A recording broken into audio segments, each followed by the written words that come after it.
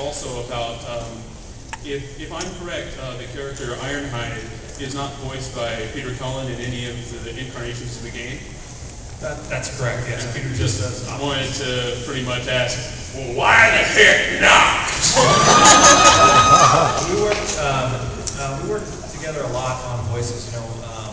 As much as the visual, Transformers is as much an audio property as it is a visual property. The audio is so important for any kind of game that we wanted to tell. And I'm trying to think specifically about that particular choice. I think we just really knew we wanted Peter for Optimus, and then for the other characters, we were just kind of reimagining them a bit, and so that meant slightly different voices than what you might have remembered. Okay. Well, there's a lot of us that still love the old in-your-face Peter Cullen Ironhide too, so please don't forget about it. Thank you.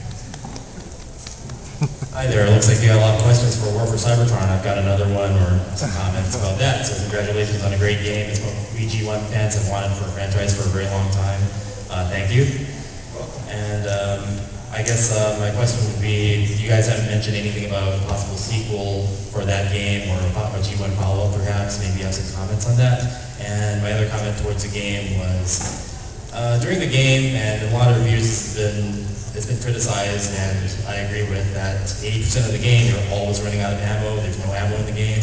The enemies don't drop ammo, and you've got such a wonderful, fun weapon system and shooting mechanic, but you can't use it because you're always out of ammo. And I was hoping that there'd be some kind of patch, some kind of fix, so that you don't have that problem. Because what's happening is I'm running around and it's fun to melee them as well, but your team members that are playing with you, controlled by the CPU, they never run out of ammo, and they're having all the fun. And I want to shoot stuff too. So let me answer the first part first, right? We're continuing to kind of wait and see how things are going with the current game. It's doing very well, and the fan reception has been great. And I can tell you that personally, I would very much love to make another Transformers game. So we're just going to have to wait and see how that pans out. Specific to the ammo stuff, we did an enormous amount of focus testing, and interestingly, that never really came up as an issue when we did a lot of focus testing that people were running out of ammo.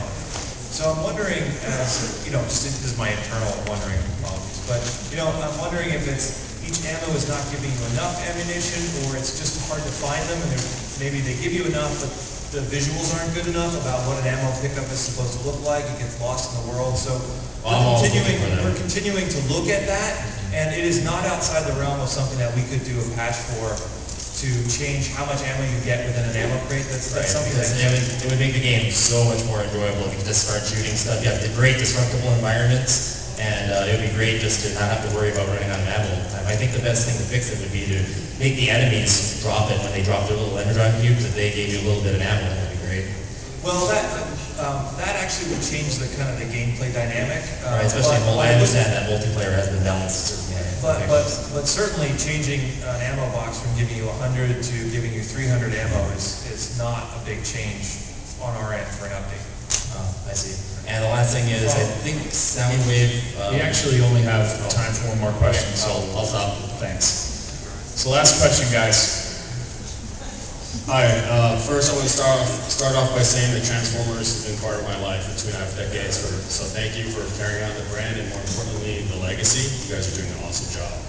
I currently work for the Xbox group. I did want to say I haven't purchased a game in 4 years because I get free games all the time until War for Cybertron, so great job on that. I'd like to hear that. So awesome game, awesome job. I also want to say that Transformers actually led to my first career, which was automotive design. I used to be an automotive design engineer.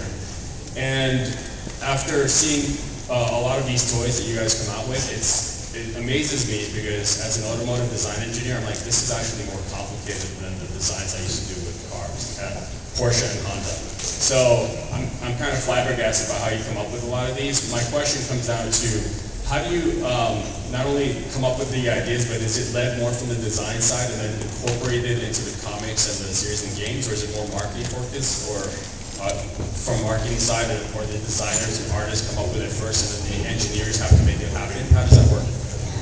Well, I can speak for the ideas that we come up with on our own side. I'll let Matt address the issues of dealing with what is the studio, what is is their situation or what is the comics, what do they do.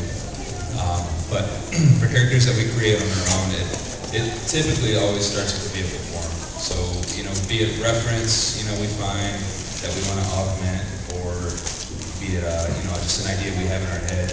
All of us, to some degree, have,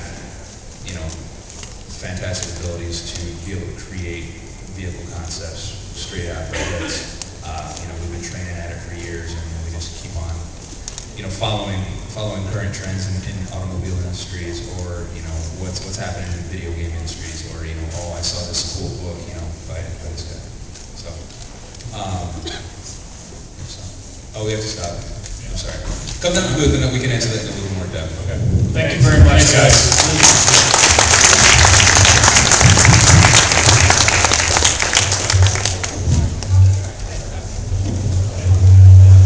Are you guys leaving or staying? We're leaving. Okay. I'm leaving. I want to get a little bit closer to the next panel. What is the next panel anyway? Paranormal romance. Paranormal sci-fi.